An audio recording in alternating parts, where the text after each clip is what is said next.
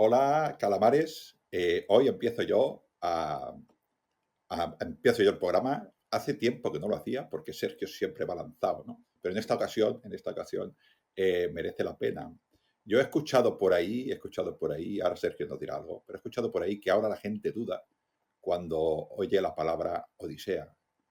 De ahora en adelante habrá que decir Odisea de Homero o de Sergio Alejo. ¿Tú qué opinas, Sergio?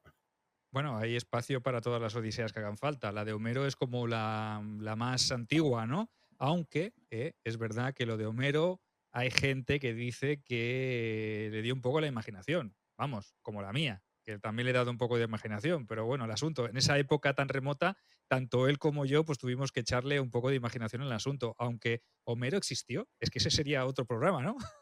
Sí, también tienes razón. Bueno, también tienes razón, también tienes razón. Hay por ahí auténticos estudios que dudan precisamente de que sea todo tan homogéneo como nos parece, ¿no? Además, Homero te copió, aunque es verdad que creo que es del siglo VIII antes de Cristo por ahí, te copió porque más o menos es la misma época. Esta Troya sufre más o menos por esta época. Sí, es que el momento elegido, pues también es paralelo, ¿no? Tanto podríamos decir que él es el Homero, es el narrador, el poeta del siglo VIII antes de Cristo, y yo podría ser, pues, como su heredero, o su reencarnación del siglo XXI, porque también me he ido a un momento para escribir esta última novela en el que ya hemos hablado varias veces del tema, ¿no? Que el Mediterráneo oriental estaba que echaba humo. Sí, sí, mira, dice. En un tiempo en el que los dioses parecían haber abandonado a los mortales a su suerte y los grandes imperios comenzaban su declive, la vida de 6 personajes aparentemente desconectados convergen en un épico tapiz de vínculos entrelazados, todos destinados a encarar el desafío de los temibles pueblos del mar. Esto empiezas. Quien no compre esto es porque no tiene alma. O no tiene dinero, no le va bien, pero bueno, siempre Ah, puede ahorrar un poquito y comprarla al mes siguiente, ¿no? Que eso sí que es verdad, que los precios tampoco son abusivos. Tenemos que decir que nuestros precios, tanto de tus obras como de las mías, son precios populares. Tampoco viene de esto. Es una inversión en cultura, en lectura, en sabiduría, en historia. Entonces, se puede hacer este tipo de inversiones. Y yo pienso, después de haber leído y haberla hecho y haberla releído, escuchado y reescuchado, que la historia merece mucho la pena, porque es que además es algo muy distinto a lo que la gente está acostumbrada a leer de mí. sí, sí, yo no sé si algún día me atreveré a hacer lo que haces tú, que es salir de mi gran apreciada Roma, ¿no? Pero también es cierto, Sergio, que has hablado en muchos programas de los pueblos del mar, incluso a mí personalmente, ¿no? Y es una época que te apasiona, ¿eh? De hecho, la podríamos... ahora viene el escritor a ir a mí, me ha hecho gracia porque me acaba de venir una idea.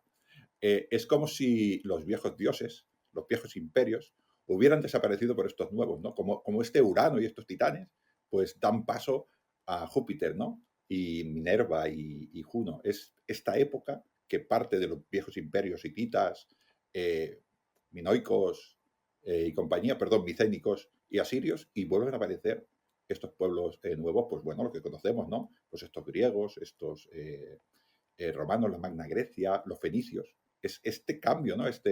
Y ahí te has metido en este lío. Es un lío, pero es un lío sorprendente, como bien dices, porque lo he disfrutado tanto. Hay poca información, ya lo sabemos, lo hemos dicho miles de veces cuando hemos hecho esos programas que podéis escuchar aquí, porque tenemos alguno, escuchar y ver, porque tenemos incluso uno sobre la guerra de Troya, sobre si fue realidad o fue mito. Hablamos también del final de la Edad del Bronce. Lo hablamos con Gerión también en la Biblioteca de la Historia. O sea, es un tema que hemos tratado bastante y que hemos teorizado mucho, porque lamentablemente para los arqueólogos, para los historiadores, hay poca información, pero afortunadamente para los que hacemos novela histórica, para que hacemos novela de ficción, nos da un amplio abanico de posibilidades, que yo a veces lo pienso, ¿no, Ángel? El día que salga a la luz, si es que sale todo lo que hay, que yo creo que si a estas alturas de la vida no ha salido, no creo que vaya a salir ya, no creo que vayan a encontrar demasiado, pero sí que es verdad que cuando sale a toda la luz, a lo mejor dicen, ostras, este hombre tiene que cambiar toda la historia, ¿no? Porque donde dije digo, digo Diego, ¿no? Porque toda la historia que se ha dicho sobre esos pueblos del mar, sobre ese final de la Edad del Bronce, a lo mejor no es tal y como la pintaban, pero yo creo, y vaticino, Ángel, que tú estarás de acuerdo conmigo, que nos aproximamos bastante a lo que pudo ser la realidad, con todas esas teorías que hemos hablado, ¿no?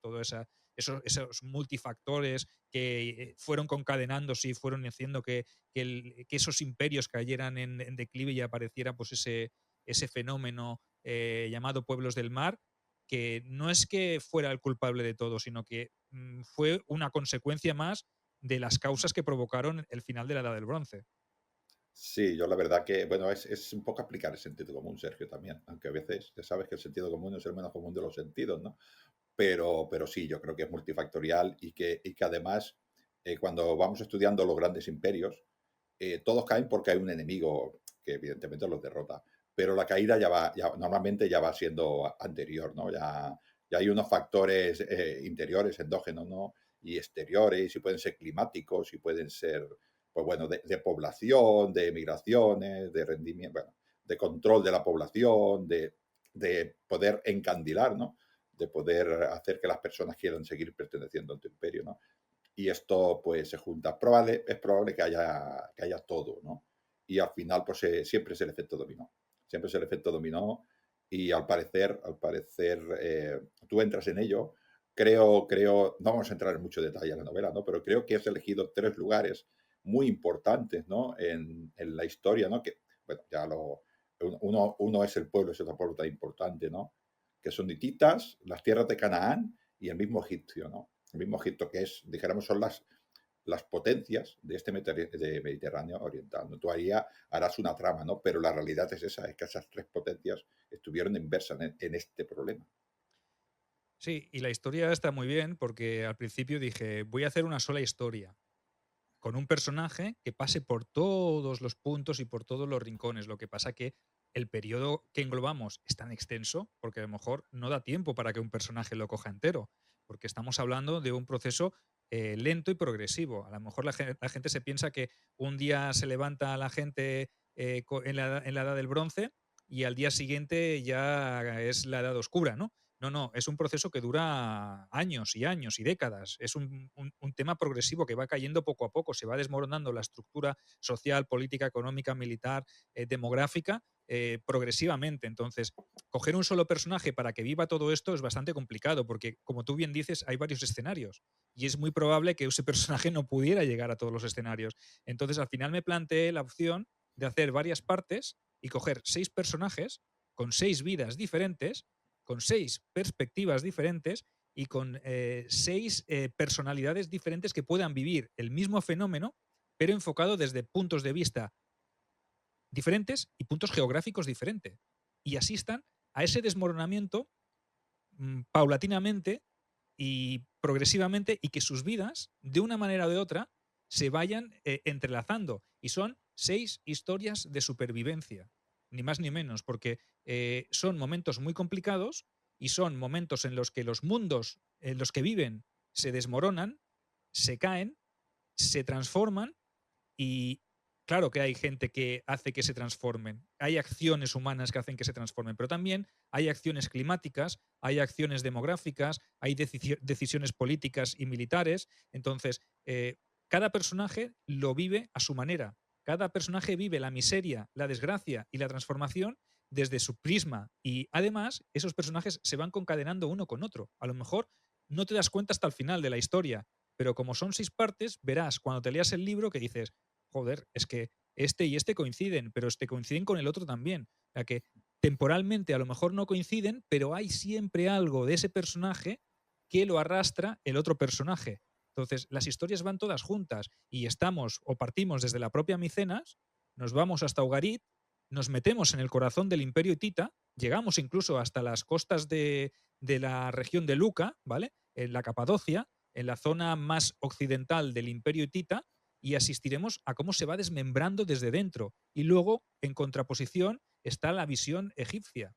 Entonces, 6 personajes. Lisandro, el micénico. Alilla, la ciudadana de Ugarit. Halunapi, el capitán de la guardia de Ugarit, que hace un viaje, un periplo por todo el imperio hitita, huyendo después de la destrucción de su ciudad. ¿Qué tenemos más? A Mensa, que es un oficial de carros del ejército de Ramsés III. Y luego está Jasón, que es un ajiyawa, ¿vale? Un arqueo, que forma parte de los pueblos del mar y que está relacionado estrechamente con el primer personaje, con Lisandro. Y al final, la perspectiva del único personaje real. Todos los demás son inventados, todos los que os he dicho. Pero es que luego aparece la perspectiva de Ramsés III, ¿vale? Que es el único personaje real que aparece en toda la trama, que obviamente pues yo le doy un poco mi prisma. Pero tú imagínate qué viaje. Es que se recorre todo el Mediterráneo oriental. Sí, sí. Además, yo que me gusta, aunque no sea mi época, dijéramos, de confort, ¿no? Estás planteando Egipto, que esto sí que es un imperio con una férrea poder del faraón que controla un territorio extenso, pero luego, sin embargo, Ugarit son ciudades-estado. Bueno, fortalezas-estado que vertebran territorios, ¿no? El reino hitita, si bien está hecho de ciudades, también tiene un poder central muy poderoso, ¿no? Y luego los micénicos son otra vez ciudades-estado, palacios-estado, como lo quieras llamar. Así que además la visión del territorio, la vertebración del territorio también son diferentes, con lo cual no pueden caer igual. Evidentemente están presionadas por los mismos fenómenos, ¿no? Pero su caída es diferente, ¿no? Porque probablemente, yo no voy a desvelar nada del libro, lo digo por otros programas que hemos hablado, probablemente los micénicos se mataron ellos mismos buscando recursos, ¿no? Esto en Egipto no podía ser.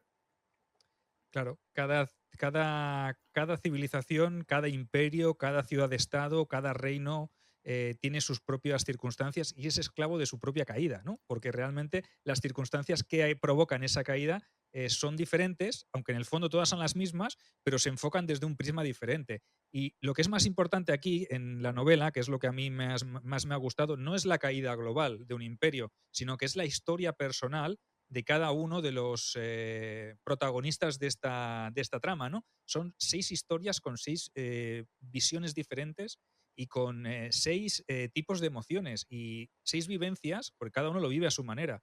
Pero yo estoy convencido de que a lo mejor no he coincidido con nada que hubiese ocurrido realmente que quede registrado, pero es muy probable que los 6 personajes que yo explico cuál es su vida, cuál es su visión, o cuál es su sensación, cómo lo viven, eh, coincidan con miles de historias de miles de personas que vivieron en ese momento y que le pudieron ser de ese tipo, porque yo he tratado de empatizar, de ponerme en su lugar y que con las circunstancias del escenario que me rodea, ¿cómo lo habría vivido yo? Entonces, yo pienso que desde los ojos de una mujer que vive en Ugarit y es ciudadana libre, desde el refugiado micénico que se echa a la mar porque no tiene otra manera de sobrevivir, hasta el capitán de la guardia que ve como su ciudad ha sido erradicada y busca una esperanza en un viaje junto a su rey, junto a Hammurabi II, que aún cree que todo puede restablecerse. Y él, que le acompaña en un viaje sin rumbo, sin final, con un destino incierto, él sabe desde el principio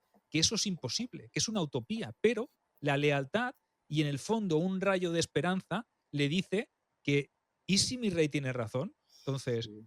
y la visión de Ramsés. Ramsés lo ve todo diferente. Ramsés tiene noticias de lo que está pasando en el Imperio Hitita, lo que ha pasado en Ugarit y en Canaán, pero pese a eso mantiene un Egipto unido y unas estructuras que pueden hacer frente a lo que le viene encima. Tiene la ventaja del factor tiempo, que a lo mejor los demás no la han tenido, ¿no? Entonces, ahí ese Egipto todavía puede reponerse, pero me parece que hay una parte que yo hago mención también, documentada también. ¿Te acuerdas de esas míticas cartas y esas tablillas que De aparecen Ugarit, sí. de Ugarit y tal? Pues hay una mención que hace Ramsés III a que uno de sus predecesores, el faraón Mernetag, ¿vale? Que reinó unos 15, 20 años antes que él, ya estaba haciendo envíos de grano al imperio hitita, porque en Hati, en el país de Hati, estaba habiendo una gran hambruna y estaban pasándolo muy mal. Entonces, ya estaba pasando eso en tiempos de dos antecesores, de dos predecesores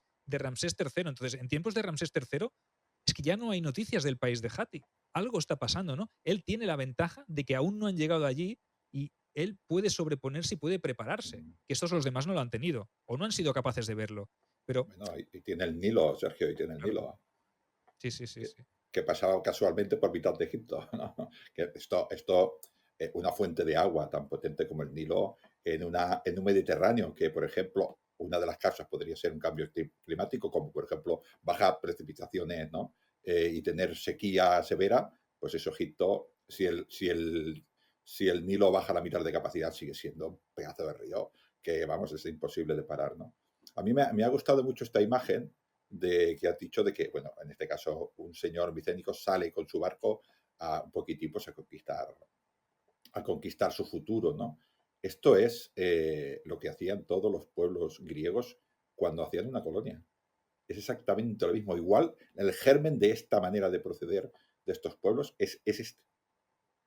Sí, correcto. Y son circunstancias muy difíciles la que empujan a un hombre que no es marinero y que no tiene nada de contacto con el mar a tenerse que lanzar a una aventura de supervivencia, porque la tierra, su tierra, ya no le ofrece ninguna posibilidad. Entonces, tiene que plantearse un nuevo estilo de vida que en otras circunstancias jamás se lo hubiera planteado. Entonces, son historias de supervivencia por eso, porque hacen que los personajes tengan que tomar decisiones que seguramente no tomarían si todo fuera normal y siguiera su curso, pero se tienen que adaptar también a los tiempos. Entonces, son historias emotivas, por eso no va a haber intrigas políticas, no va a haber, voy a decir guerras, sí, pero sí que las hay guerras, hay batallas y hay todo, ¿no? Pero no es desde el prisma de la conquista por anexionar provincias o la derrota de los cántabros o la renovatio imperii, ¿no? Esas historias que está acostumbrada la gente a leer de mí, ¿no? Sino las batallas son también forman parte de este contexto de supervivencia, ¿no? Unos por conseguir y otros por defender lo que tienen, ¿no? Entonces realmente es esto lo que hay. No, es un estilo diferente. Yo me he tirado a la piscina un poco, pero creo que la gente le va a gustar, porque yo cuando me lo he leído y me lo he releído he pensado, jolín, esta faceta también es interesante, ¿no? Historias de cualquiera, no de personajes súper conocidos, ¿no? Entonces, historias de cualquiera que podía haber estado en una circunstancia tan adversa como la que les tocó vivir a esa pobre gente, ¿no? Porque al final son eso, ¿no? Pobre gente que le tocó vivir en un momento súper, súper complejo.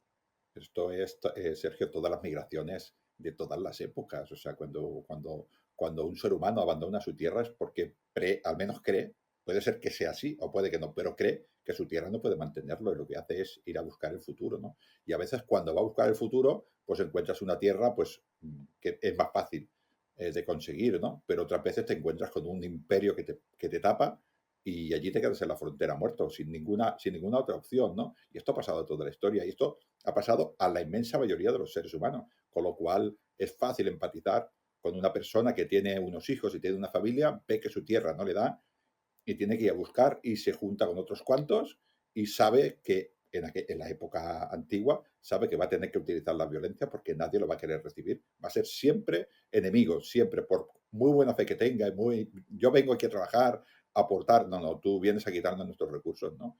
Y esto es lo que relatas y yo creo que eso es empático, cualquier persona puede entenderlo. Me decía el otro día Miquel Carramenñana, que le envié el libro para hacer la entrevista a lo largo de esta semana o la que viene, un poquito una presentación de la novela. Me decía, sí, me lo he empezado a leer y qué mal cuerpo. Y es que empieza de una manera, digo, bueno, pues te digo que tal como empieza, acaba, y tal como empieza, se desarrolla. O sea, Claro. realmente son historias jodidas, son historias duras. No es gloria y historias bellas y grandes tramas de honor. No, no, aquí no hay eso. Realmente el que quiera leer esta novela va a encontrar un registro nuevo, pero realmente es la cruda realidad de unos tiempos muy, muy complejos y muy difíciles para la gente que los tuvo que vivir. Hoy en día no estaríamos preparados para afrontar una situación de crisis como esta. No somos lo suficientemente, como diría, no estamos lo suficientemente preparados como para enfrentarnos a situaciones como estas. Sí, pero si te se presenta, Sergio, ¿qué vamos a hacer, no? Ya. Hablando de Miquel, es un gran, quiero decir que es uno de los mejores feedbacks que te puede llegar de una novela, o sea, que una persona la lea y le afecte emocionalmente, ¿no? ¿Sabes? Eso que tú has pensado, Sergio, lo has pensado, lo has articulado, lo has puesto en un texto de una manera coherente y la otra persona lo lee y se indigna, se enfada o está afectado. Eso es el mejor feedback que puede tener un escritor, para eso lo hacemos.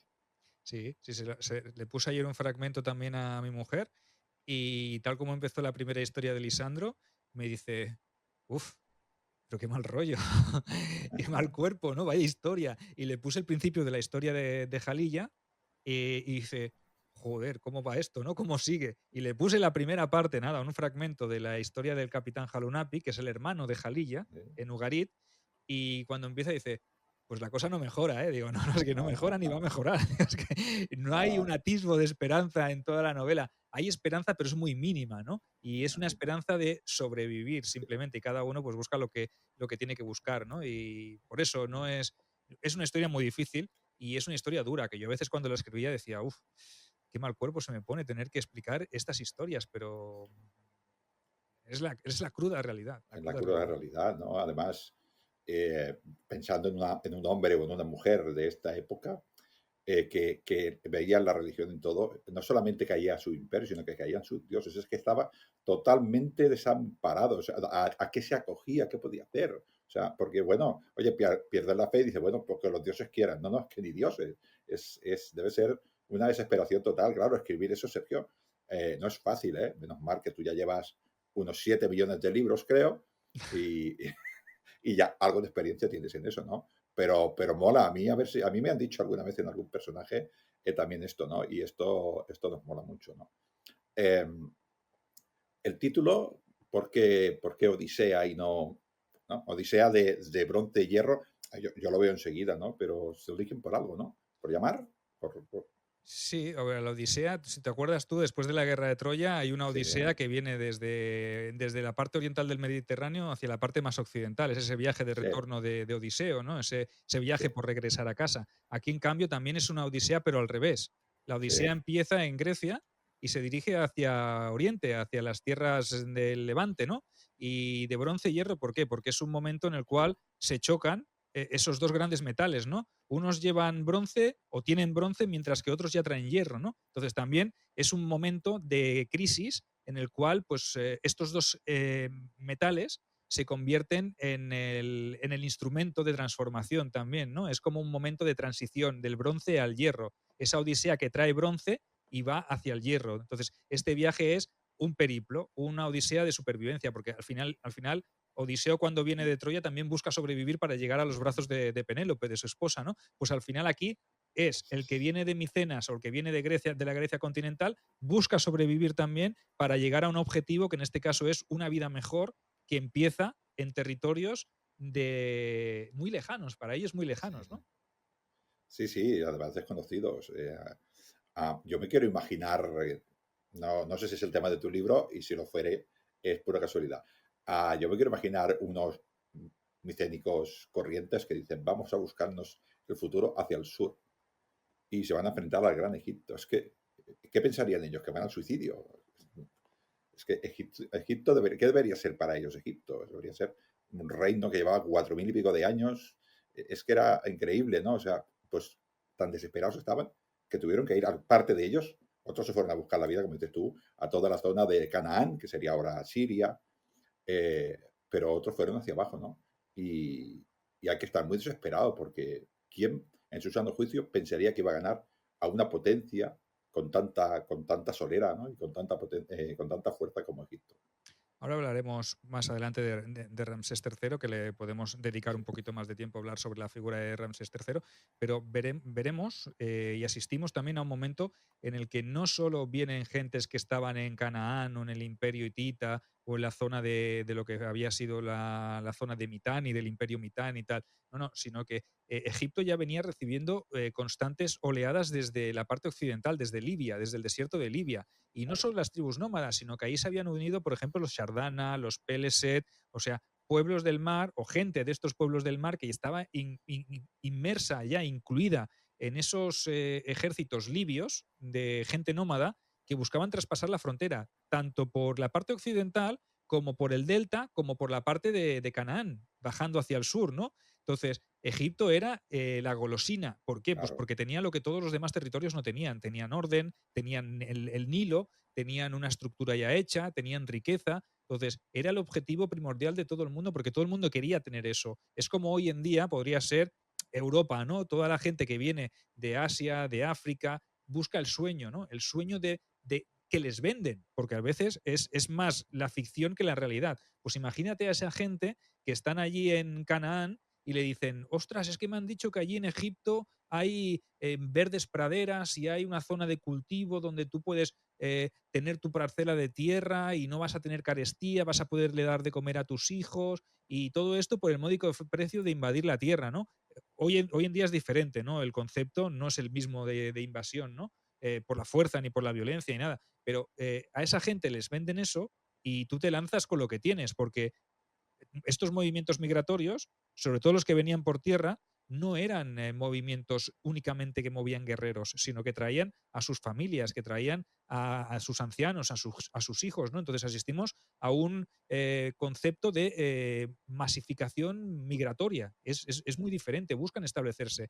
Y sabemos también que en determinados momentos, quizá Ramsés III y quizás sus predecesores, también buscaron cierta negociación para asentar a esa gente en ciertos territorios a cambio de que no los invadieran por la fuerza. Entonces, sabemos que, por ejemplo, en tiempos de Ramsés III, cuando está en su octavo año de reinado, lo veremos aún más adelante, él tiene todavía en su ejército guerreros Peleset y guerreros Shardana que le defienden las fronteras de Canaán, del territorio de Canaán. Y esos Shardana y esos Peleset están luchando contra otros Shardana y otros Peleset y los Ajiyawa y los Egwesh y todos los pueblos del mar. Entonces, son gente que ya había estado en la primera o en una primera oleada, son vencidos, derrotados por los egipcios, pero los egipcios los utilizan como guarniciones y como tropas mercenarias para luchar a su favor. Entonces, está documentadísimo. Esto en los relieves de Medinet Habu, del templo de Ramsés III, allí aparecen cómo hay guerreros Peleset y Shardana que sirven a los intereses de Egipto. Entonces, tan mal no estarán, ¿no? Si están allí sirviendo y luchando contra otros que podrían ser o habían sido de su pueblo, es que el sueño egipcio no era tan malo y lo podían llegar a conseguir, ¿no? A veces perdiendo o el perder y seguir vivo te otorgaba ciertos privilegios. Es muy curioso, ¿eh?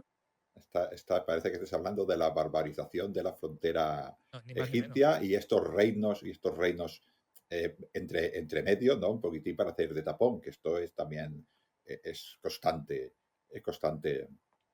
en la historia, ¿no? Esto creo que también explica un poquitín quizás el poder que Egipto aguantara, porque también ya empezaba a conocer a estos pueblos que venían, ¿no? Y otras ciudades igual no tuvieron ese tiempo. Porque esto estamos hablando de Ramsés, pero ya has hablado de que 2 o 3 generaciones, perdón, emperadores anteriores ya pedían ayuda a los egipcios, con lo cual los egipcios ya empezaban a olerse. Probablemente ya había pueblos que iban a por ellos, pero claro, una ciudad como Ugarit o ciudades de alrededor con 200, 300, 400 hombres les hacías mucho daño, porque eran ciudades relativamente pequeñas, y Egipto necesitabas miles de hombres para poderles hacer cosquillas, ¿no? Y todo esto Egipto seguramente lo fue viendo, ¿no? Empezó estas tácticas de los nuevos enemigos, y yo creo que ahí Ramsés, ahora hablaremos de Ramsés, ahí se puede un poquitín aprovechar. De todas maneras, vamos a decir de Ramsés que quizás es un poco exagerado, es difícil creerse, ¿no? Es un poco como Suetonio, ¿no? Es un poco creerse lo que dice.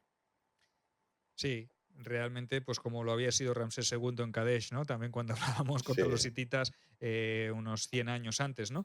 Pero sí que es verdad que la propaganda buscaba eso, ¿no? Los faraones, grandes propagandistas, y si el rey hitita Suppiluliuma II, que fue el último rey hitita documentado, el que tuvo que sufrir todo esto, hubiese tenido tiempo para hacer su propaganda, pues a lo mejor también intentara hacerlo así. De hecho, está documentado que este Suppiluliuma II, pese a tener todas las adversidades que hicieron caer al imperio hitita, porque las tuvo a los asirios por el este, tuvo a los gasgas, pueblos montañeses por el norte, tuvo a los Luca y a los Ajiyawa y todos por las costas occidentales de su gran imperio, y tuvo incluso una revuelta interna, ¿vale? Una revuelta sí. interna, una guerra civil, por parte de una dinastía o de una parte, una facción que no le aceptaba a él como el monarca, el gran emperador, el gran rey de Hatti, sino que tenían sus propios derechos sobre el trono. Entonces, si tú juntas todo esto, más una gran sequía, una carestía, una hambruna y tantos frentes que defender, pues es normal que el imperio hitita cayera. Pues este Suppiluliuma II, pese a los tiempos complejos que le tocó vivir, también hizo su propia propaganda, y cuando se descubrieron esas tablillas en el siglo XIX y siglo XX de nuestra era, pues lo que pasó es que ahí constaba que había derrotado a sus enemigos y que había esclavizado a gente de no sé dónde, de no sé cuánto. Pero bueno, al final el imperio hitita acabó cayendo. O sea que la propaganda estaba ahí. Imagínate Ramsés III, que sobrevivió toda la propaganda que pudo hacer Sí, y más, ¿no? Porque realmente, luego lo hablaremos, pero sus sucesores tuvieron que comerse todo lo que dejó, ¿no? Que al final puede ser que esa victoria o esa gran victoria sobre los pueblos del mar no fuera más que un momento, un triunfo temporal, porque había mucha gente allí y sus sucesores sí que tuvieron que enfrentarse también a esos problemas, ¿no? Lo que pasa que depende de cómo expliques tú la historia, ¿no? Sí, sí, hombre, yo es que ya sabes que existe entre nosotros esta broma cuando decimos un poco una cosa exagerada, nos marcamos un Ramsés tercero, ¿no? Siempre nos hacemos esta broma, ¿no? Eh, esto es también muy constante en la historia, que los reyes exageran sus victorias, incluso algunos, no solamente una derrota sin mucha importancia para el reino, sino una derrota totalmente crucial para el reino y viven en palacio 2 años sabiendo que ya han caído y siguen engañando al pueblo, ¿no? Esto pasó en el mismo Egipto, ahora que me acuerdo, un año, pasó un año en el mismo Egipto, ¿no? Que seguían viviendo allí como que no hubiera pasado nada y Augusto venía con las legiones, ¿no? A controlar Egipto, ¿no? Es muy constante, ¿no? Pero bueno, este hombre sí que es cierto que Egipto fue el único imperio que no cayó en esa oscura nube, ¿no? Que tenemos ese silencio del siglo XII hasta el 8 o 9, ¿no? Que parece que envuelve todos los pueblos del Mediterráneo y luego aparecen pues las grandes culturas, ¿no? Que tenemos después. Para mí la gran amada Roma, pues bueno, todos los fenicios, cartagineses, griegos, jónicos, bueno, toda la nueva cultura mediterránea, ¿no?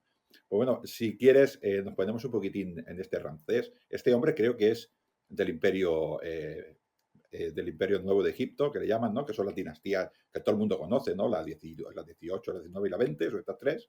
Todo el mundo conoce a Kenatón, todo el mundo conoce a Tutankamón, como no lo vamos a conocer, a Ramsés II, que yo creo que este sí que es un emperador como los dioses mandan, los egipcios también, pero nos vamos a esta dinastía, esta última dinastía que coincide con esto, ¿no? Y este hombre, bueno, hay un hombre llamado, los nombres de Egipto, Sednak, o por ahí, que es su padre, que es el primer hombre de esta dinastía, ¿no? Que evidentemente, como siempre, nace de haberse cargado a la anterior, ¿no? Y aquí aparece este hombre en Ramsés III y, como dices tú, se encuentra en un Egipto que probablemente a él le hablarían de ese Ramsés II, de esa grandeza. Egipto es el Nilo, el faraón es Egipto, somos grandiosos, pero eso ya no era así. Y este hombre lo que tiene que hacer es planificar, pues como mínimo que existo. Yo creo que vendría algo así como decir, yo tengo que hacer que Egipto aguante. Esta sería su misión, porque ya lo vería venir. Correcto. Yo, antes de entrar en Ramsés, que ya has hecho una buena introducción, quería recordar a todos nuestros oyentes y videoyentes que tenemos algo entre manos también para este mes de agosto, que no sé si tanto hablar de Egipto y de los pueblos del mar, se nos olvida también la gran ciudad eterna, la gran Roma, ¿no? Y tenemos un mega viaje que lo tenemos aún en Liza, ¿no? Tenemos ahí todavía abiertas las inscripciones para que os unáis a este gran viaje con Grupeando Tour. O sea que me han dicho, un pajarito por ahí, espero que no sea obra de Ramsés III y su propaganda, pero me han dicho que si os apuntáis antes de final de abril, 150 euros de descuento en el viaje. Sí, O sea sí. que, Eso me ha dicho, no, nosotros no tenemos ningún Ramsés III, nosotros tenemos un Ramsés II. Este sí que mola, este sí que hizo Grande Egipto, ¿no? Estamos hablando de un descuento de 150 euros, creo que el viaje queda por 1.300 enterico, y estamos hablando que es los días de residencia, los aviones, puerto, Ostia Antica, el puerto de Ostia, el Coliseo, entradas de todos los museos también, el Arapaquis, con nosotros verán lo de la Roma más oscura, el Circo Máximo también. Iremos, nos vendrá a visitar un grupo de recreación de la Sexta Victrix, alucinante, con esas lóricas segmentatas, ¿no? El Palacio Valentini, el Mercado de Trajano, ya que estamos allí, ¿no? Domus Aurea, creo que Sergio me ha dicho que llevará un arpa, ahí lo dejo. tú no Haremos lleves mechero ni cerillas. No, no, no, no. Con este señor no, con este señor no. Visitaremos esa zona donde mataron a nuestro gran Julio César, aunque Sergio dice que no era tan grande. Iremos a los museos capitolinos, el Museo del Gladiador, y podrán grabar con nosotros un programa del Indome en Roma. 1.300 euros no son tantos. Yo el otro día estaba mirando para quedarme en Barcelona 2 noches y me pedían 200 euros. En mi Barcelona. Madre E mía. imagínate, Y a sin la hacer ciudad nada. eterna. Y sin visitar nada, ¿verdad? No, y Y sin sin la visitar nada. compañía de dos grandes como nosotros. Solo para dormir. Madre mía, madre mía. Pues bueno, aprovechad hasta finales de este mes, hasta finales de abril, os podéis unir a este viaje del 27 al 31 de agosto, veniros a Roma con nosotros, porque os lo vais a pasar pipa con todo este gran planazo. Ya sabéis, si estáis interesados, escribid a grupeandotour@gmail.com y allí tendréis toda la información. Además, pueden hacer una cosa, Sergio, es que se compren tu libro, Ah, Odisea de Bronce y Hierro, y así te lo podrán comentar y se lo podrán firmar, ¿no? Quizás haya más novedades literarias de aquí a agosto, pero por lo pronto está ahí está. estoy convencido de que algo sacarás tú también. Ya algo me han dicho los. Sí, mira, me vino uno de estos de los Peleset y me dijo, oye, que Ángel ya está preparando otro libro para antes de agosto. Digo, pues también, que se lo traigan para el viaje también. O sea que ya No, no sabéis, me os voy, podéis apuntar. no me voy al siglo XII, pero no me alejo muchos siglos tampoco. Bueno, pues regresamos a ese momento de Egipto, a ese momento en el cual Ramsés III pues hereda el trono de Egipto de manos de su padre, Setnag, que había sido un antiguo militar y que había ascendido al trono pues, de una manera un poco extraña para eh, reunificar un imperio que estaba tocado desde finales de esa dinastía 19, ¿no? Y Ramsés III sabemos que gobernó entre los años 1184 a.C. y 1153, o sea que es un reinado muy, muy extenso, un reinado muy largo. Se casó con la reina Isis y continuó durante los 30 años que duró su reinado con la labor iniciada por su padre años antes, es decir, poner fin a los momentos de anarquía vividos a la muerte del anterior faraón, del faraón Siptah, ¿vale? Se dedicó a reorganizar toda la administración, toda vez que la paz y el restablecimiento del culto ya se habían encaminado, el culto imperial, el culto del dios Amón, y la corrupción pues, que estaba desintegrando el país pues, se había empezado a disolver. Y esta reforma vino determinada pues, sobre todo por la división administrativa en clases, funcionarios palaciegos, funcionarios provinciales, militares y trabajadores. Y así la economía, pues sabemos que se fue recuperando de una manera bastante rápida gracias a la masiva llegada de tributos procedentes de las provincias asiáticas y nubias, y que el comercio exterior entró en una etapa de plena vitalidad. Desde países tan lejanos como el país de Punt llegaban productos elegantes y caros al propio Egipto, ya que era una demanda que se exigía por parte de las clases más altas de la sociedad. Y este desarrollo económico motivó, obviamente, pues la recuperación de, entre otras cosas, de la fiebre constructora, que ya sabéis que a los faraones les encantaba construir. Y Ramsés III pues, levantó nuevos templos y enriqueció los que ya existían. Pero pasemos un poco a la parte más difícil, a la política exterior, Ángel, en la que su reinado eh, se tuvo que Pues enfrentar a un momento de crisis que es el que os venimos narrando desde que ha sí, empezado el programa, ¿verdad? es que debe ser exagerado el hombre que está pues intentando un poquitín recuperar claro, la crisis del final de la anterior dinastía, pues su padre la pone, él ya parece un poquitín que centra su guerra civil y sus guerras internas, ya hablaremos, ¿no? Se extiende hacia Oriente, el país de Pul, lo hemos dicho es así, pero no sabemos dónde estaba tampoco el país de Pul, Estaría por lo que era suponemos, la actual Somalia y toda por sí, la zona del cuerno de la abundancia que le llaman el cuerno de África, pues por ahí claro, estaba el reino de Pun.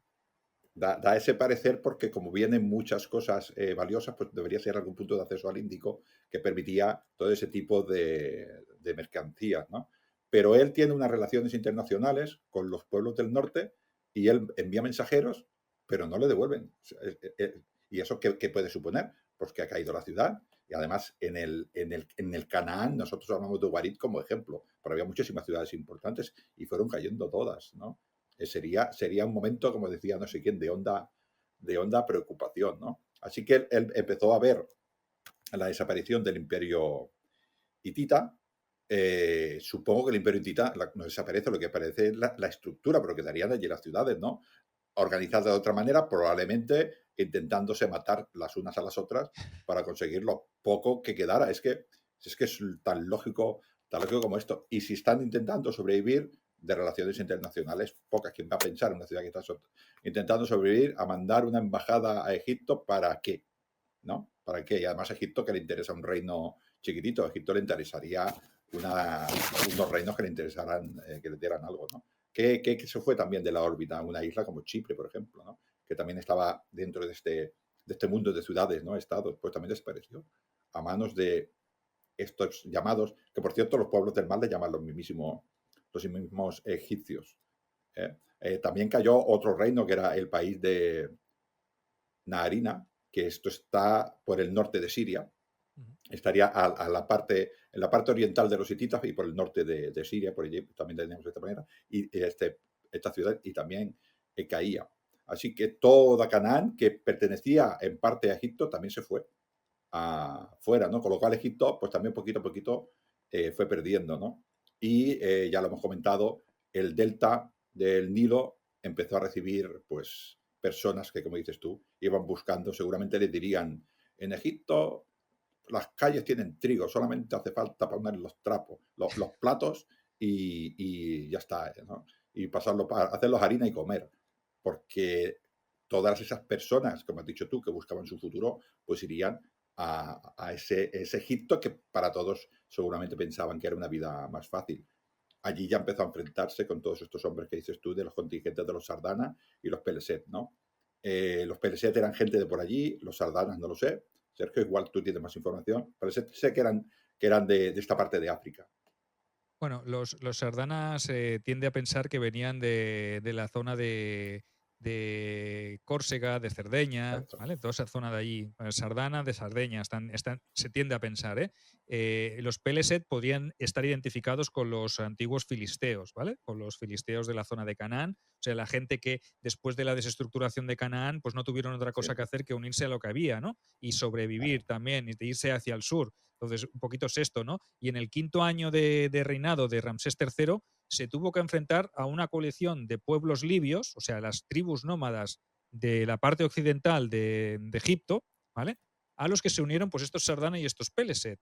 Y en el año octavo de reinado de Ramsés, este mismo se tuvo que ir hacia Asia a hacer frente a otra acometida por tierra que eran de los pueblos del mar. Y dicen las fuentes, evidentemente lo dice él, que se produjo una doble batalla, una terrestre en la que el faraón en persona luchó contra una gran masa de gentes que querían invadir su país y otra batalla naval en la desembocadura del Nilo, donde fue aniquilada la flota enemiga. Y estos enemigos pues también eran gentes de los pueblos del mar. Fue una suerte que en ambas batallas Egipto saliera vencedor, o al menos eso es lo que esculpió el faraón en las paredes del templo de Medinet Habu, ¿no? Tuvo sí. suerte porque realmente fue un momento complicado. Y más Sí, teniendo en cuenta que esta gente acababa de arrasar pero, o eran los responsables de que, en cierta manera, la zona del Canaán, la zona del claro, Imperio Hitita, Chipre, como bien has dicho, hubiese caído un poco en la anarquía y en el desorden, igual, incluso había perdido estas relaciones internacionales, ¿no? Entonces, cuando se da cuenta Ramsés III que le viene tanto por tierra como por mar una flota y un contingente masivo, porque es lo que define él, ¿no? Que no es solo un grupo de guerreros, sino que es un movimiento migratorio complejo, donde vienen miles y miles de personas con sus familias. Entonces, él moviliza su poderoso ejército, que por suerte lo tiene todo disponible, y no es como el Imperio Hitita, que tenía que hacer frente a infinidad de amenazas, pues él lo que hace es dirigir a su flota hacia el Nilo y a su ejército por tierra hacia la zona de Canaán, ¿no? A lo que es el país de Yahi, como le llaman Yahi, como le llamaban los egipcios a esa zona de Canaán, ¿vale? Pues allí se lleva al ejército terrestre, derrota a ese ejército invasor y además luego, paralelamente, si no paralelamente, un poquito después, se produce la batalla del Delta del Nilo, esa famosa batalla del Delta del Nilo en el año 8, en el octavo año del gobierno de Ramsés III. Y ya había tenido que hacer eh, frente a una invasión en el año 5. O sea, que imaginaos, es casi uno detrás de otra. Y sus predecesores ya habían tenido que enfrentarse también a los libios. Mernetab, por ejemplo, lo tuvo que hacer en su momento también, en el año 1207, y estamos en el 1280 o sí, o 79. ¿Ya imaginaos? Eh, em, Perdón, 1179. Entonces, estamos en un momento que casi cada 5 o 10 años se produce un intento de invasión. Son momentos muy complicados, pero Egipto está bien estructurado, bien organizado y tiene un ejército numeroso, bien entrenado e incluso con contingentes de esos guerreros a los que ha derrotado previamente. O sea, que se sabe nutrir sí. de lo que va dejando por el camino, ¿no? Es que Egipto, como he dicho, en aquella época era el imperio. Los demás eran ciudades-estados más o menos potentes, ¿no? Con una organización guapa. Yo me refería en cuanto a los Sardana. que los peresetes son de allí, o sea, estamos hablando de la ciudad de Canaán, ¿no? O de filisteos, pero es que los otros son sardanas, estamos hablando del otro lado del Mediterráneo, estamos hablando del Mediterráneo occidental, y algo también pasaba, que se tuvieron que ir también hacia abajo. O sea, la crisis es enorme, no sé qué datos tendría el faraón, ¿no? Pero para que se unan todos estos pueblos, ¿no? Y como dices tú, es una lucha constante. Yo creo que esto quizás fue lo que le hizo a este emperador poder un poquitín resistir, porque claro, cada año se va enfrentando y supongo que las técnicas las va aprendiendo. Pues sí, la retirada de estos pueblos del mar, posiblemente derrotados, pero yo pienso que no vencidos del todo, animaría a Ramsés III a retomar la colonización asiática, emprendida por sus antecesores, y Siria fue recuperada en parte, tomando, dice él, 4 ciudades fortificadas, llegando incluso hasta ciertas regiones del Éufrates, me parece a mí demasiado ambicioso, Exagerado. un exagerado, pero bueno.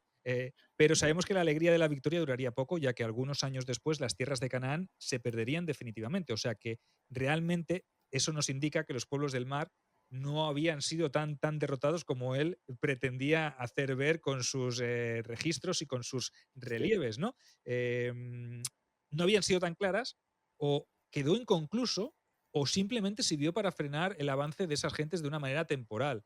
Y esa frontera oriental, pues obviamente no iba a ser el único quebradero de cabeza, ya que de nuevo, en la frontera occidental, los pueblos libios se reorganizaron y en el 11º año de su reinado, imaginaos, en el quinto, en el octavo y en el 11º, una poderosa horda de guerreros, deseosos de asentarse en el territorio egipcio, avanzó de nuevo hacia Memphis. Ángel, otra vez.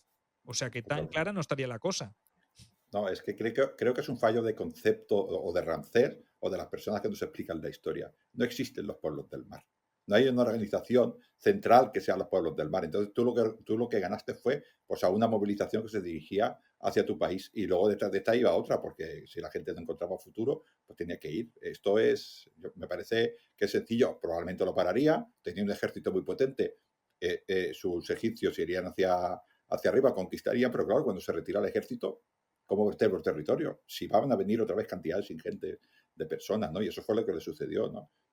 Cuando quiere descansar un poquitín, el enemigo, pues a la izquierda, vista de este Egipto, ¿no? Y luego, claro, ¿qué pasa, Sergio, cuando los ejércitos no están donde tienen que estar? Pues cuando los ejércitos no están donde tienen que estar, pues que nos aparece un levantisco en el territorio interior. Es que esto está muy visto. Y intentan aprovecharse, un usurpador intenta aprovecharse, pues de que evidentemente el ejército ¿dónde está? Pues intentando salvar a Egipto. Pues ellos quieren pues, ser los faraones, ¿no?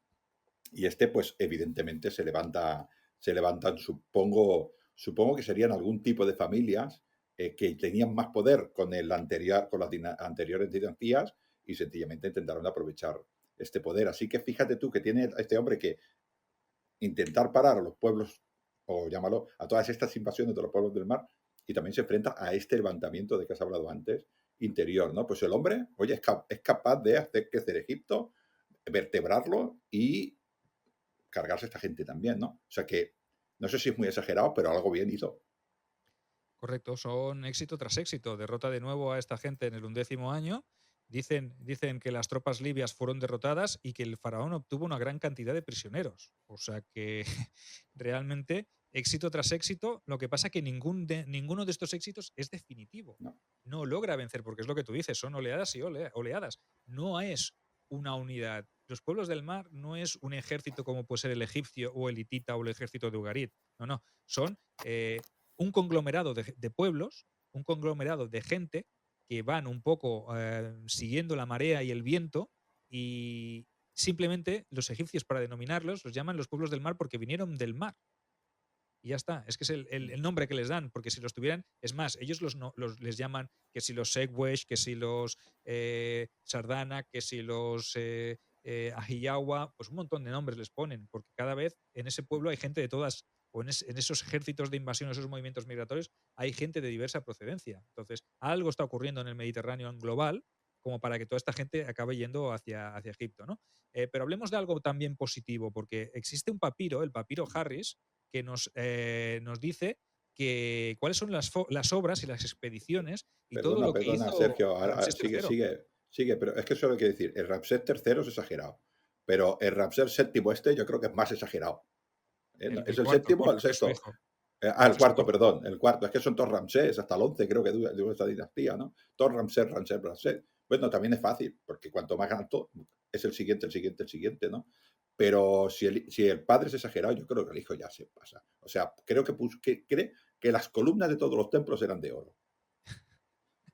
Sí, dijo Ramsés IV en esta crónica, en este papiro Harris, donde narraba las grandes hazañas, gestas y donativos que hizo su padre, pues decía que las estatuas de oro y las construcciones monumentales en varios templos de Egipto, por ejemplo en Pi-Ramsés, que era la nueva capital de Egipto, Heliópolis, Memphis, Atribis, Hermópolis, Tis, Ábidos, Coptos y otras ciudades en Nubia y Siria eran todas hechas o donadas o construidas por su padre, por Ramsés III, ¿no? Y el documento también hablaba de que el rey Ramsés III organizó una especial expedición comercial a la tierra de Pun, al país de Pun, de donde ordenó extraer cobre de las minas de Tima. ¿Vale? Además, Ramsés construyó el templo de Jonsu, de uno de los dioses, el dios Jonsu o Honsu, que para mí este Jonsu no te suena de algo, no tiene alguna similitud con algún dios indigete del panteón romano. No hay un dios de la agricultura, de la fertilidad. Pues cambias, sí, Consu Consu, es un dios ¿no? de agricultura, sí. Sí, sí. No, lo digo ahí porque a mí me llamó la atención y yo creo que este dios tiene alguna similitud también Claro, con.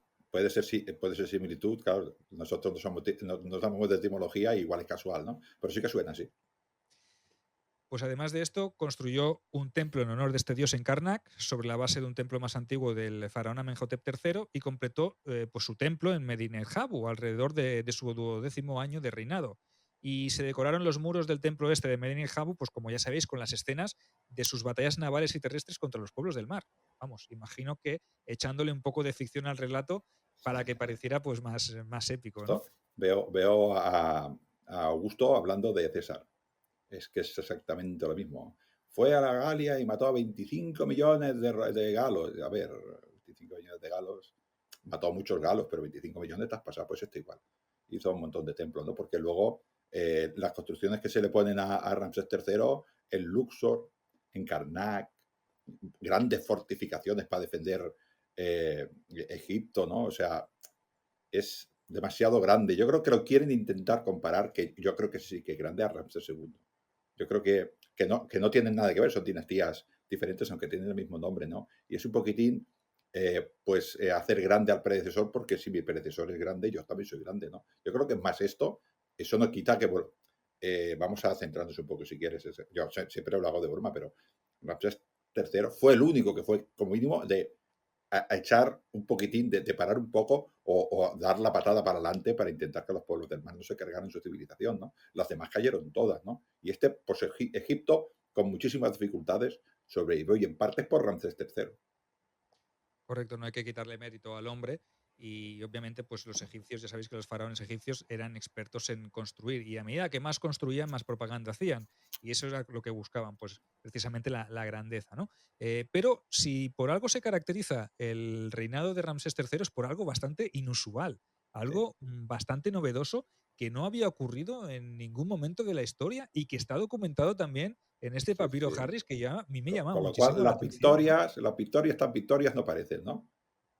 Pero hay cosas más mundanas, ¿no? Más Sí, humanas y no tan épicas, ¿no? Y que para ser algo que en parte es negativo, también es curioso que quede recogido y es una información muy bien traída a cuento porque nos arroja algo de luz para pensar que en los tiempos de Ramsés III también se produjeron huelgas de constructores. O sea que eso es impresionante, ¿no? Es uno de los episodios más curiosos de su reinado, ¿no? Cuando esa comunidad obrera de las tumbas reales, lo que hoy es el yacimiento de Deir el Medina, eh, tuvo a buen puerto desarrollar ni más ni menos que 3 huelgas. 3 huelgas que fueron las primeras que estaban documentadas en la historia de la humanidad y algunas sí. de las cuales se recogen en el papiro o en un papiro, que yo he dicho el de Harris, no, el de Harris era el anterior, es el papiro de Turín, que se encuentra hoy conservado en el Museo Egipcio. O sea que, Exagerado. impresionante. Sí, sí, sí. Estaban allí haciéndole su tumba del Valle de los Reyes, creo que era la 11, ellos allí haciendo su tumba y digo, tío, te estamos haciendo la tumba, tratándonos bien al menos, pues hombre, pues no. Los pobrecitos estaban cobrando, estamos, igual hay que indicar un poco a los oyentes de que estamos hablando del siglo XIII, en este caso, y que 13-12, y que no había dinero, se pagaba a la gente en especia, o sea, en comida. Lo que pedían era comer, o sea, creo que la primera llevaban sin comer, no sé si era ya, bueno, sin comer, sin recibir comida, igual a 20 y pico de días. Y ellos tenían que seguir trabajando, ¿no? Hombre, tío, páganos bien. La huelga era para que les pagaran la comida. Exagerado. Con lo cual, lo que estamos diciendo, estamos haciendo templos de oro y no tengo para darle de comer a mis trabajadores. Y yo por eso lo dedico a lo de la publicidad. O sí tenían dinero, ay, perdón, Ah, comida. Lo que pasa que el intermediario, el gobernador de Tebas, de turno, ah. hacía que esa comida no llegara a quien tenía que llegar y se la quedaba él. Y la repartía como quería o la vendía al precio que quería o la intercambiaba por lo que él quisiera. Entonces, sí que es verdad que a lo mejor cuando el faraón se dio cuenta de que eso estaba ocurriendo, sí que intentó poner solución al asunto. Pero 4 meses después, parece ser que el conflicto volvió a estar presente y la entrega de alimentos se demoró de nuevo, esta vez 18 días, y los obreros se vieron obligados de nuevo a reclamar lo que era suyo. Pero en este caso recibieron partidas insuficientes y por esta razón volvieron a interrumpir el trabajo, se dirigieron al templo de Ramsés III en Medinet Habu, donde presentaron sus quejas exigiendo al propio rey que fuera informado y proclamando lo siguiente, que lo tenemos literal, en el papiro lo recogen, decían: tenemos hambre, han pasado 18 días de este mes, hemos venido aquí empujados por el hambre y por la sed, no tenemos vestidos, ni aceite, ni pescado, ni legumbres. Escriban esto al faraón, nuestro buen señor, y al visir, nuestro jefe. ¡Que nos den nuestro sustento! Sí, así Imagínatelo ahí, es todos con una las cosa. proclamas. ¡Queremos comer! Si no hay trigo, no hay tumba. Si no hay trigo, no hay tumba. Pues es así, ¿no? Dice, el guión es tan bueno que has hecho, me hace gracia porque dice que los sacerdotes tuvieron que soportar duras negociaciones y huelgas intermitentes. No sabemos cómo acabó la cosa, pero empezaron a desaparecer cosas de las tumbas. O sea, empezaron a robar tumbas. Yo creo que sí sabemos cómo acabó la cosa. Mal, mal. A partir de entonces, supongo que ya empezaron a decir los faraones, vamos a esconder las cosas porque no tratamos bien a nuestros obreros y estos sí que conocen los laberintos. Así que no acabó bien la cosa. Primera huelga con Ramsés III, el Todopoderoso. No sería tanto. Joder con la patronal, ¿eh? Sí, sí, de siempre igual, Dura la ¿no? patronal. Aquí Siempre aparecieron igual. los primeros protosindicatos, ¿no? Los protosindicatos de Es obreros, ¿eh? Empezaron ahí a robar de las pirámides como diciendo, lo que no nos que, pagan nos lo cobramos en especias nosotros. que no me acuerdo, creo que fue Manuel Peinado, ¿no? Nuestro etrusco, que dijo que la historia arriba, ¿no? Y esto es exactamente lo mismo que pasaba con la nona y los pretores de la nona. Es que es lo mismo para presionar, seguramente era algo para intentar presionar al faraón, ¿no? Este hombre, no sabemos qué le pasaría al pseudo prefecto de estos alimentos, pero el faraón lo dejaría fino. Oye, y otro episodio peculiar, es que esto me llamó mucho la atención cuando me lo leía, incluso me leí un artículo de la revista muy interesante, Historia, que hablaba sobre esto, porque yo puse, a ver qué cosas tiene ese reinado de Ramsés III que sean tan peculiares, ¿no? Porque tiene que haber algo, aparte de la huelga, aparte de las guerras, aparte de la construcción de fortificaciones, de fortificar templos, de poner todas las columnas de oro en todos los malditos Sí, templos de Egipto. Tiene que haber algo también que sea llamativo de este Ramsés III, y es que hasta en el momento de su muerte hubo polémica. O sí, sea que realmente la muerte del faraón está envuelta en un hálito de sí. conspiración, de intriga, de que se podría hacer una novela precisamente de este momento, que quién sabe, a lo mejor me la apunto, tomo nota, pero seguramente alguien ya haya escrito sobre la Sí, muerte de Ramsés III y todo lo que ocurrió alrededor de, sí, porque era un abuelete ya cuando murió, y tenía sí, ya, vamos, que le quedaban sí, ya 2 sí. telediarios, que si lo hubiesen dejado morir tampoco hubiese pasado demasiado tiempo, se hubiesen ahorrado todo esto. Sí, pero a algunos se les pasaba el arroz, ya querían mandar, ¿no? Aquí en el guión has puesto, dice, como todo buen rey que se precie, también tuvo conspiraciones. Pues es así, ¿eh? Yo ahora que me he acordado, yo creo que nuestro gran Augusto leería estos documentos para hacer su propia propaganda política. Igual era el inspirador, porque Augusto también vaya tela, ¿eh?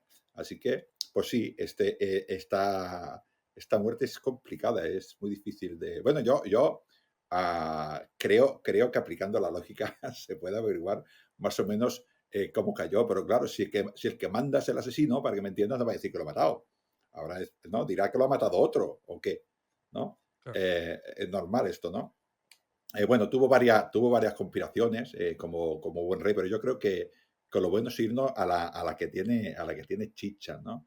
Esta señora, la reina Iset, ¿no? Parece ser que venía de Oriente también, ¿no? Oriente, sabes que a los reinos mediterráneos se ve que no nos va muy bien porque piensan las cosas de otra manera, ¿no? Y tenía allí un heredero, ¿no? Que fue su hijo, Ramsés IV, ¿no? Pues claro, tenía otros hijos, ya sabemos que los egipcios pues tenían varias reinas y tenían varios hijos, ¿no? Pues tenía otro hijo que yo creo que este fue el instigador de su propia, de esta conjura, ¿no? Bueno, él y todo el palacio, ¿no? Este señor se llamaba Pentauret, ¿no? Y parece ser que la madre pues veía, que eso es una cosa también muy común en estos reinos, que su hijo, que parece ser que era mayor, que era de mayor edad, iba perdiendo cada vez más poder a razón de esta llegada de extranjera, de base extranjera, y su hijo Ramsés IV, ¿no? Esto, al parecer, fue lo que un poquitín hizo esta conjura. Bueno, parece ser que el rey averigua la conjura. Bueno, parece ser. ¿Cómo lo explicamos esto, Sergio? Porque es que, claro, no podemos explicarlo ni así, porque estaba vivo el rey, es que es complicado, pero vamos a suponer que el rey es el que averigua esta conjura y evidentemente pues cogen a los conspiradores, los juzgan, a unos pues bueno, a los plebeyos los matan, a los otros les invitan a matarse, correcto, ¿no? Al hijo, a este señor Pentauret, le dicen, mátate tú solito, y al poco tiempo, pues el otro, en Ramsés IV, es el emperador. Ahí, perdón, el faraón. Y dices tú, bueno, vale, pues esto es lo que nos ha contado la historia, esto está bien. Pero lo guapo es, Sergio, claro, el hombre muere placidamente en su casa, ¿no? Eso es lo que al parecer parecía, ¿no? Y Eso es lo que dicen las fuentes. Parece eh, ser que la conspiración falla. O eso es lo sí, que nos han hecho creer, ¿no? sí, Porque sí, es como muere. muy curioso. Cuando le intentas poner un poco de orden a esta conjura, la conjura del harén, que le llaman, ¿no? Sí, no, De no esta, de la segunda sabes. esposa de Ti y de su hijo Pentauret, que movilizan ahí Eso. a un montón de Hasta gente aquí para acabar con la vida de Ramsés III. Hasta aquí es una conspiración, digamos, del libro.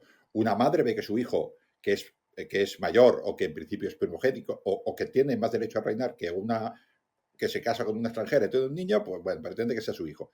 La cogen, ahí muere todo el mundo, perfecto, y el rey muere pues en su camita rodeado de sus seres queridos y lo entierran en su tumba y ya está, ¿no? Pero claro, luego encontramos a Ramsés en una tumba que no era la suya, ¿no?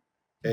Averiguamos que es Ramsés IV, perdón, tercero, y empezamos a hacer pruebas, a hacer una autopsia y el hombre ha muerto, evidentemente, pues rápidamente, no sufrió mucho, pero con un corte en el cuello.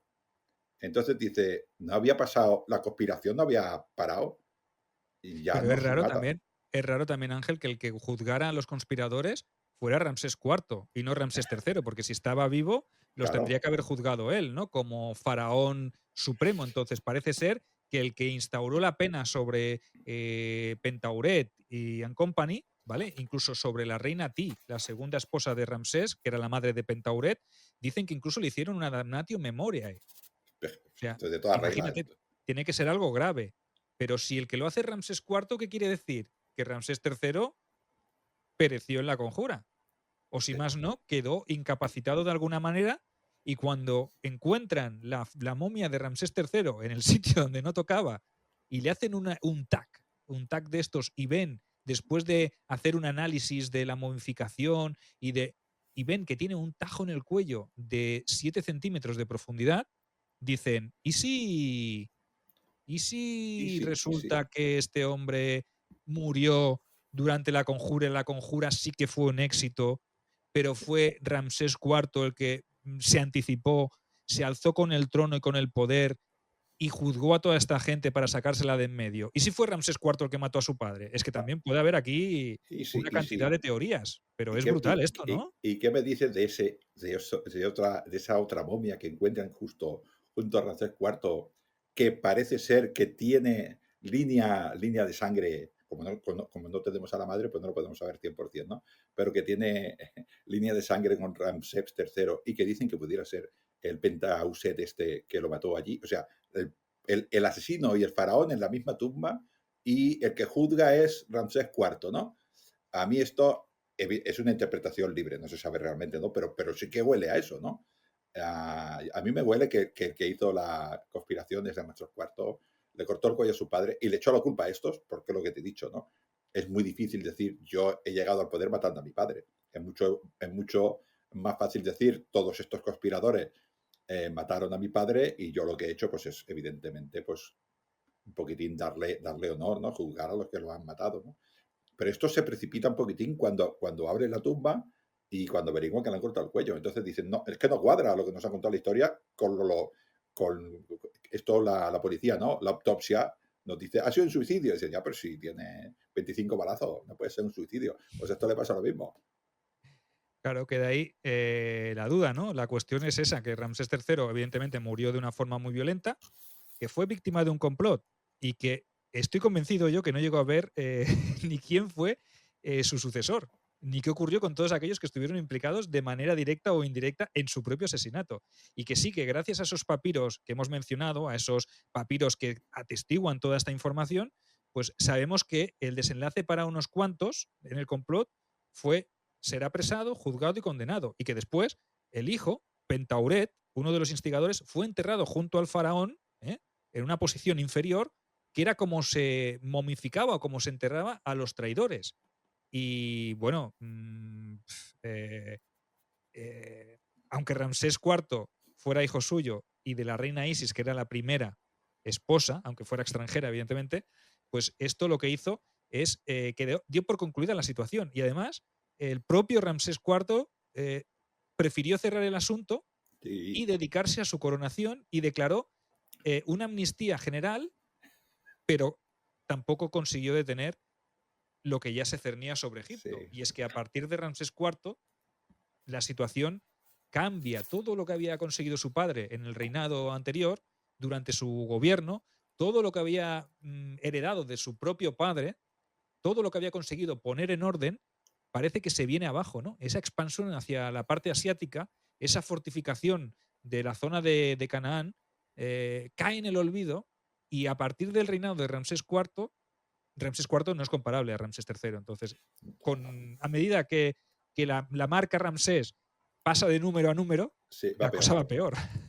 Sí, sí, estamos a 3 días a lo que se conoce el tercer periodo intermedio, ¿no? Que ya lo último de Egipto, ¿no? Egipto se empieza a atomizar, se empiezan a ver reinos, sigue siendo evidentemente un imperio poderoso, pero ya empieza, cambia todo, la política del faraón ya no es tan discutible, ya empieza a haber pues algunos reinos locales muy poderosos, ¿no? Especie de satrapías, no quiero compararlo exactamente, pero ya el poder central ya empieza a desaparecer, la nobleza de cada zona ya ve el mundo de una manera diferente, ¿no? Y esto es, bueno, pues como siempre suele pasar, cuando un imperio empieza a rimar, empieza a haber buitres que van a la carroña, ¿no? Y estos mismos buitres son los que precipitan la caída de este imperio, ¿no? Quizás, si parte de lo que dice es cierto, que probablemente lo es el último faraón, yo creo ya importante de Egipto, ¿no? Y además no hace tanto de Ramsés II, que es el más grande de todos, diría yo, de esta época, y aquí acaba Egipto. Yo creo que ya Egipto tiene ese tercer periodo intermedio, luego viene el periodo ese tardío de 300 años, llega Alejandro Magno, lo pone en su sitio, luego llega Roma, lo pone en su sitio más todavía, pero a partir de aquí Egipto ya no es Egipto. Egipto es, bueno, pues una sombra de lo que fue, pero la única cosa que queda también, Sergio, o sea que tampoco del todo falló Ramsés III. De lo demás no queda nada. ¿Qué queda de los hititas? Los hititas desaparecieron de la historia y se descubrieron hace nada. Correcto, luego vendrían también dinastías de faraones nubios, faraones de más allá de la última catarata, el Claro. país de Nubia, que incluso llegarían a ser faraones de Egipto después de ese tercer periodo intermedio. Vendrían incluso los neobabilonios, presencia de Nabucodonosor, de los persas, o sea que sería todo un constante una constante decadencia por parte del antiguo y glorioso y esplendoroso Egipto, que había vivido también momentos complicados con ese primero y segundo periodo intermedio, que siempre se divide entre el Imperio Antiguo y el Imperio Medio, ¿no?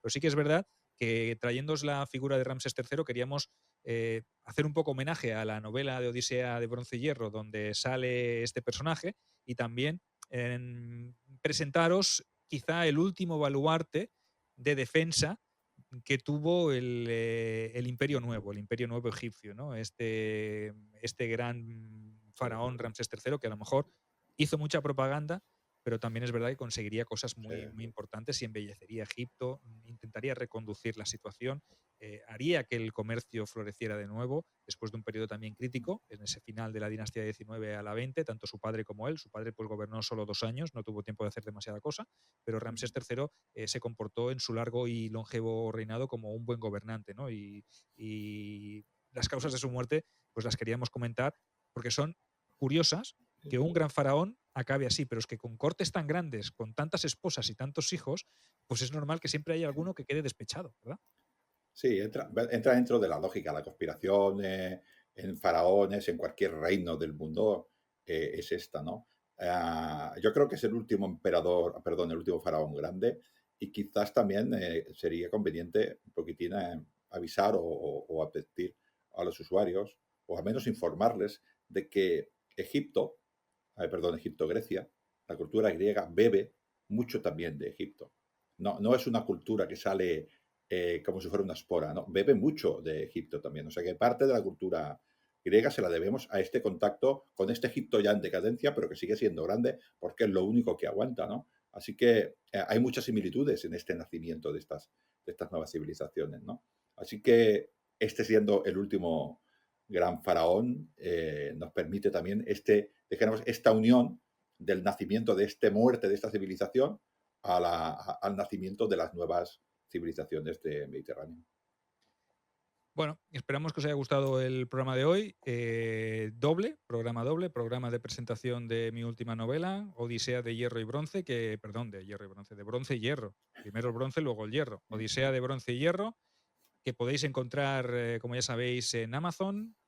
Publico y autopublico exclusivamente con Amazon, no lo vais a encontrar en librerías. Tiene su parte buena y su parte mala. La podéis encontrar a cualquier hora, en cualquier punto, y no tenéis que pedirlo, porque siempre que queráis un ejemplar, tanto sea en digital como en papel, os lo descargáis, os lo pedís, que os llegará a casa en un periquete. Y la otra parte, que era la de hablaros sobre uno de los personajes que salen en esta novela, que es ni más ni menos que el gran faraón Ramsés III, el segundo de la dinastía 20, de la 20ª dinastía del imperio, iba a decir Imperio Nuevo, no, pero las contamos todas desde el principio, de la historia de Egipto, del Egipto faraónico. Entonces, esperamos que os haya gustado y yo qué más decir, que se acerca el día del libro, que se acerca el día de San Jordi aquí en Cataluña y que si todavía no habéis elegido un libro que comprar, Odisea de Bronce y Hierro creo que puede ser una Sí, buena candidata. sí, sí, cuando digan Odisea, que digan que es la tuya, Sí, porque no igual vayas se a van a comprar todo lo confundir de y es de Homero, ese otro, ¿cómo se llama ese otro hombre? que Homero no cobra Ah, regalías ya. Homero, sí, no me acordaba ya del nombre, porque ya he asociado Odisea con Sergio Alejo y ahora ya el otro, me va a costar, me va a costar. Tienes que escribir algo parecido a la otra, a la Eneida, ¿sabes? De Virgilio. Algo harás tú por ahí seguro. Esa parte te la dejo a Estoy ti. pensando, porque así pensarán, la Eneida de Portillo. La Estamos en Eneida de ello. Portillo.